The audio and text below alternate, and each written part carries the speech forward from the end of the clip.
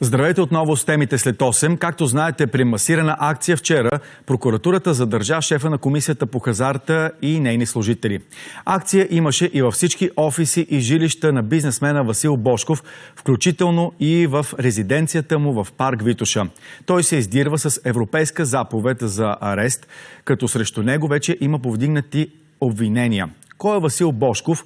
Името му фигурира в почти всички класации за богатство. Нека да си припомним сега. Справка по Търговския регистър показва, че Васил Божков стои зад близо 60 фирми от 90-те години до днес. Бизнес свързан с банки, пътно строителство, застраховане, имоти и дори хотели. Самият той в едно от малкото си телевизионни интервюта пред BTV през 2007 година казва, че е започнал бизнеса си с обменни бюра и бинго зали. През 1991 година се създава структурата Нове Холдинг, в която Божков има мажоритарно участие.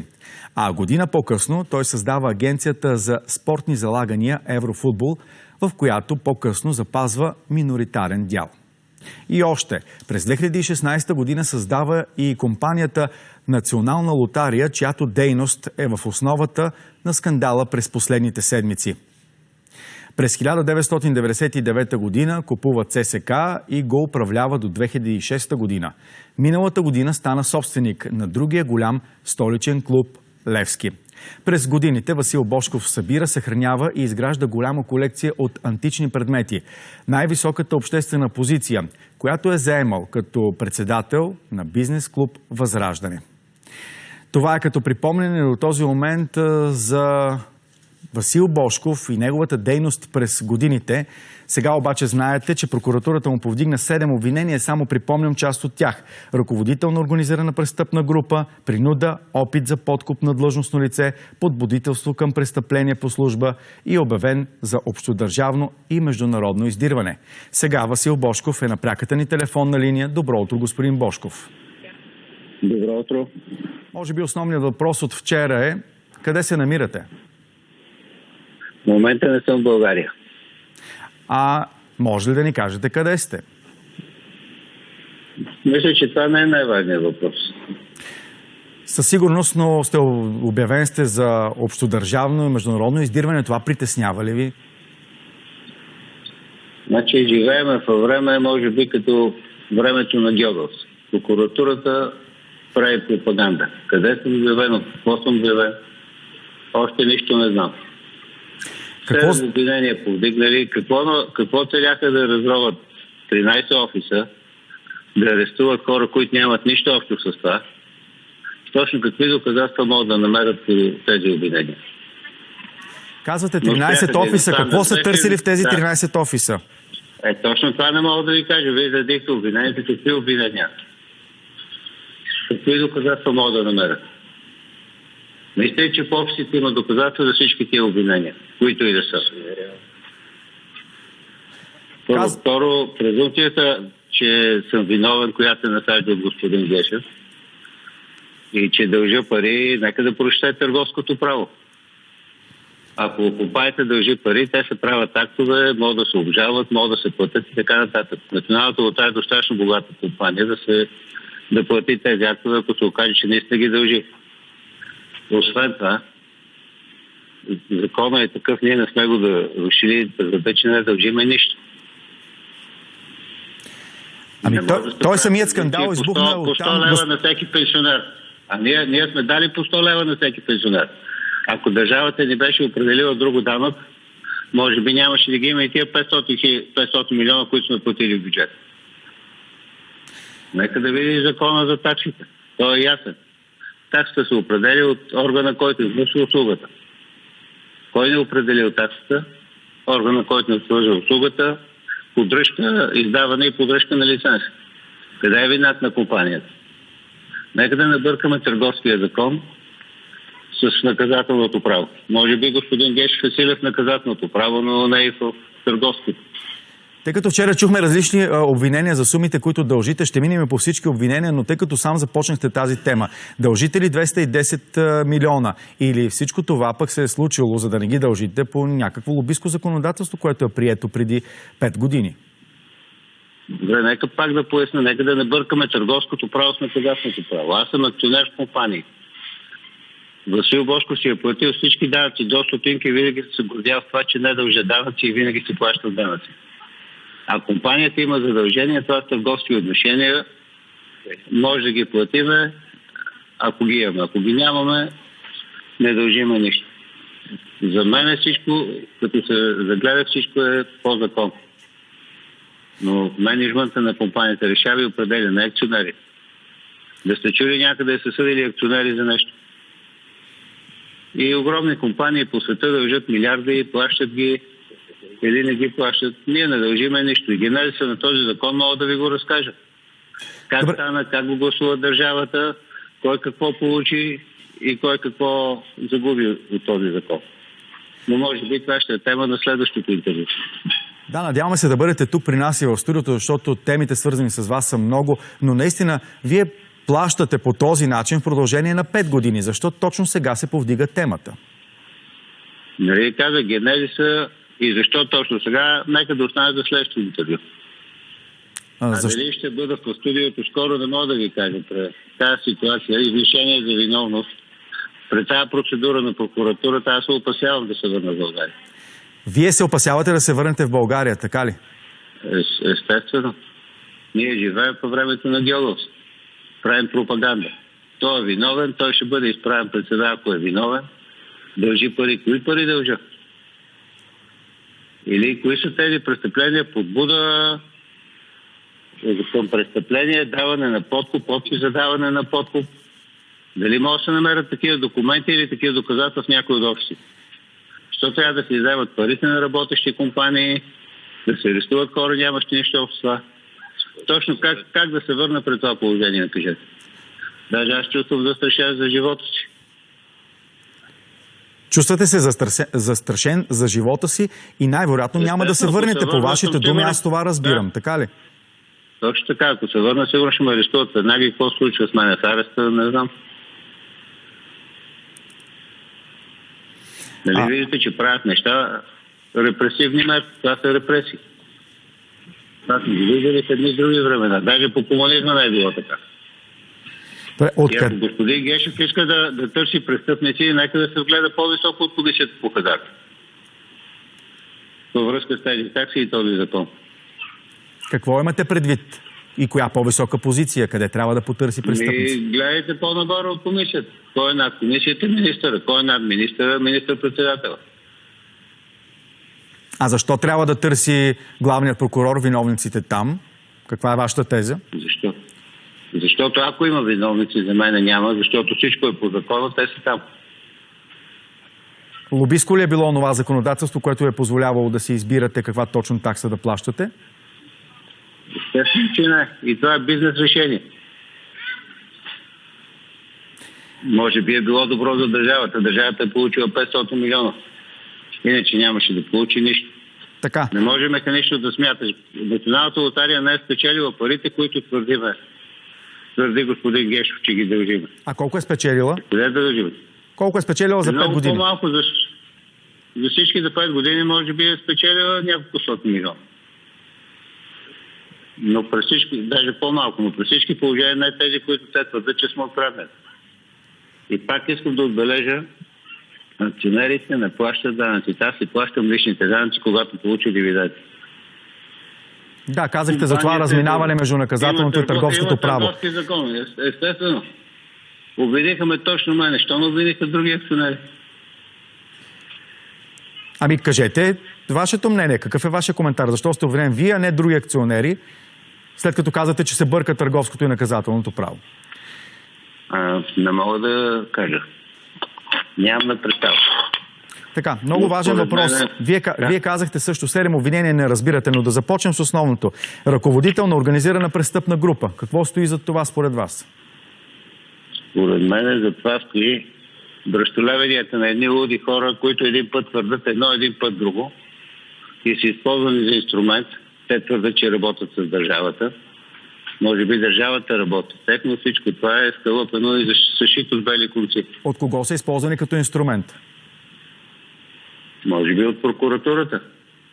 Те го казаха, даже Светомир Найденов си поства във Фейсбук преди да проведат акцията, че акцията се проведе и че аз съм за решетка. Откъде има тази информация? Никой от нас нямаше, той странно. Цитирате публикации в интернет на вашите бизнес партньори. Ще се върнем към това след малко. Принуда, опит за подкуп на длъжностно лице. Правили ли сте опит за подкуп на длъжностно лице, господин Божков? Никога на никой. Просто това не мога да го разбера. Само, че има арести в комисията по хазарта. Как си ги обяснявате? И това не си го обяснявам. Казах, ако се търси някаква вина, тя се търси по-високо. Да. Вие познавате ли хора Не от комисията по хазарта? Общували ли сте с такива хора? Нито един. Опитвали ли сте се да влияете на решенията на комисията по хазарта?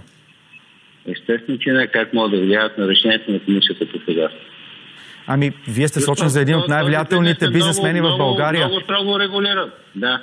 Вие сте сочен за един от най-влиятелните бизнесмени и заради това ви питам дали по някакъв начин сте се опитвали да влияете на решенията на комисията. Обяснявам ви, бизнесът е строго регулиран. Ако отговаряш на условията, получаваш лиценз, ако не получаваш. Това е един от най-строго регулираните бизнеси в България. Няма как да се влияе. Няма начин да си изпълни условията и да ти дадат лиценз. Много коментари обаче има, че големи фирми, които също играят на този пазар с залаганията, не са допуснати до България и специално до онлайн залаганията. Вие смятате ли, че имате нещо общо в това? Първо, нямам нищо общо. Второ, много голями фирми са допуснати, други не са. Може би не са си направили документите както трябва или не са отговаряли на условията. Подводителство към... Не може едни голями да са допуснати, други не са и аз да съм виновен. Аз такъв съм фейс контрол на фирми. Тази ще я пуснем, тази няма. Несериозно е. Как се обяснявате, че се стигна до този развой на събитията? От вас бяха поискани пари, беше казано, че държавата ще си вземе бизнеса с лотариите, че ще бъдат отстранени частните фирми. Но това до един момент, в който пък вече от тук нататък вие получихте 7 обвинения. И всичко това в рамките на една седмица.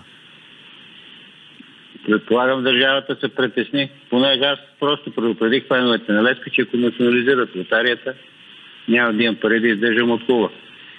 Не знам от какво се притеснява държавата. От протести, от друго трето. Гешов пак каза, че никой нямало право да протестира. Всеки има право да протестира. Той бил за протестите, но за протести, които на него му харесват. Ако си с нарушени човешките права, нямаш право да протестираш. Или ако на друг са нарушени човешките права, нямаш право да го защитиш, като протестираш. Не ги разбира. Не живеем с нормално право в държава. Сам споменахте Левски, тема, която нямаше как да заобиколим. Опитахте ли се чрез фен-клубовете да окажете натиск над държавата и на действията на държавата с протести, които можеше да възникнат по улиците на София, например? Естествено, че не. Аз просто предупредих фен-клубовете и всички фенове каква ще бъде съдбата на Левски, ако спрат лотарията. Не ще не искам да помагам, а просто няма да имам възможност. Това беше информация, защото искам да съм честна с тях. А подбуждали ли сте и към това да организират протести? Естествено, че не съм. Но ги призовахте да се срещнат с премиера Борисов? Да, питаха какво да правим. Казах, ако искате срещи с премиера, той може би ще оттегли подкрепата за ГЕРБ и този закон няма да мине. Друго не вижда какво мога да направя. Да. Нали, той каза, че е фен на Левски, ходи от всичките заедно на повече мачове. Да. Господин Божков, с вас се свързваме, набираме ви и ви пускаме на живо в ефир. Някой от прокуратурата опитали се да се свържи с вас? От прокуратурата сега никой не се опитва да се свържи с мен. Те обаче ви издирват. Вие малко по-рано казахте и нека да потвърдим отново, че не възнамерявате да се връщате в България на този етап, така ли е? Аз мислех да се върна, когато ме повикат, но след вчерашните изявления на главния прокурор, мисля, че за мен е опасно да се върна в България. Притеснявате ли се да се изправите пред българския съд? Ако наистина нищо нередно не сте свършили? До съда, да. Не съм престъпник, не се крия. Като се стигне до съд, сигурно ще се изправи пред българския съд. Колко ваши офиси са претърсени вчера точно? 13. Към това число и вашият дом, резиденцията, която обитавате в парк Витоша? Дома ми е претърсен, арестувах се жена ми, която в Берси нямало нищо. И днеска пак го претърсват. Не знам колко не ще го претърсват. Арестувана е жена ви, така ли? Правилно ли чух? Естествено. Абсолютно правилно, да. А в този момент къде е тя? Има със себе си. И в този момент или е в ареста, или е в къщи да продължат претърсванията. Нали знаете, че те не дават пръска, когато провеждат акции. Да, семейството ви къде е, между другото? Ето казвате, жена ви е била арестувана, след това е върната, за да продължи претърсването. Може би казах. А може би ще стои в арест. Нямате информация? Нямаме информация, да. Други членове на вашето семейство засегнати ли са от тези проверки? И за сега не. Какво е иззето от офисите ви? По моя информация нищо. Нали говорихме, нещата, които ги търсят по тези обвинения, не могат да бъдат в офис. Те не могат да бъдат нито документи, нито някакви материални неща, които да доказват такива престъпления. Каква ще е съдбата на Левски? Аз съм обвинен в съдбата на Левски не мога да кажа. Докато има възможност, Левски ще бъде добре. Бизнесът ви блокиран ли е в този момент, след като вие сте някъде, но не и в България? Дали е блокиран, нямаме информация. Най-вероятно да блокират всички. Всичко по кой закон не мога да ви кажа. Как така една от най-влиятелните фигури в България в момента е в чужбина с нежелание да се върне и реално се укривате? Аз заминах в чужбина по работа, без да се укрия. А в момента укривате ли се? Не се укривам. Стоя си в чужбина. Но не мисля, че трябва да се връщам в България. Чувствам се застрашен. Казахте вчера, че сте на половин час път от България, със самолет предполагам, но в държава, която не е членка на Европейския съюз, съседна държава ли сте? Добре, трябва да гадаем къде ли съм сега. Има ли някакво значение това? Със сигурност има. Важното е за... Какво значение? Аз мога да ви питам, вие може да отречете. Ако ви питам в Сърбия ли сте, вие може да кажете да или не. Ние така иначе не знаем къде сте в момента. Вие ако ме питате да държавите на половин час път, сигурно съм в една от тях. Но не съм в Сърбия. Добре, на Балканите ли сте? Последен въпрос. На Балканите са. Добре. Вие може ли да се определите сам себе си като един от най-богатите хора в България?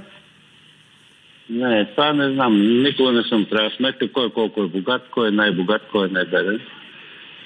Но принципно това не е главната тема. Главната тема е кой какво дължи. Това е чисто беззаконие. Бъркаме едни закони с други. Търговско право с наказателно право.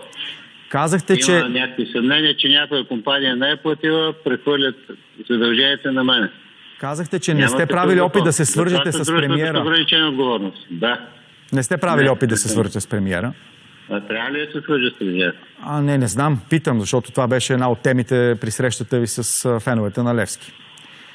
Не съм правил опит да се свържа. Те ви питаха, между другото, нещо много важно, откъде идва атаката. Вие казахте формално идва от Валери Симеонов, още тогава, когато ставаше въпрос за хазарта, за лотариите. Откъде според вас идва атаката?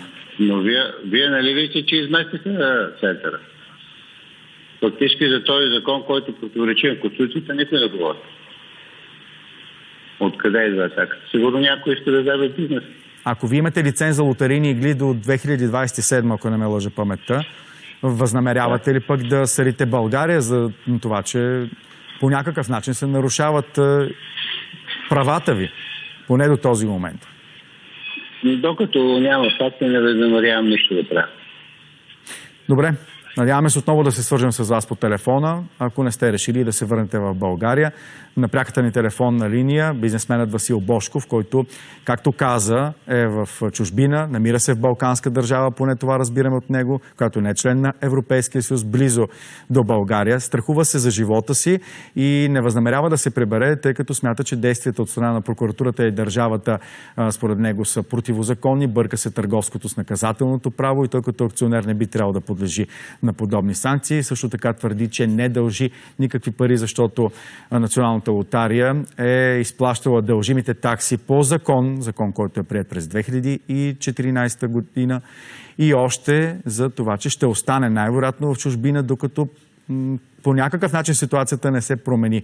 Но пък при условие, че има повдигнати 7 обвинения, не знам какво точно би могло да се промени спрямо личността на Васил Божков. Това, което разбрахме, че са претърсвани 13 негови офиси, не е иззето нищо. Претърсвана и резиденцията му в парк Витоша и неговата съпруга е била арестувана, като той в момента нямаше актуална информация за това дали тя е пусната или пък е върната след това в дома им, за да може да продължи претърсването. Обвиненията са за, повтарям, организирана престъпна група, ръководител, принуда, опит за подкуп на длъжностно лице, подбудителство към престъпление по служба и общо международно издирване, обявене за общодържавно и международно издирване. Включихме Васил Божков на живо по телефона.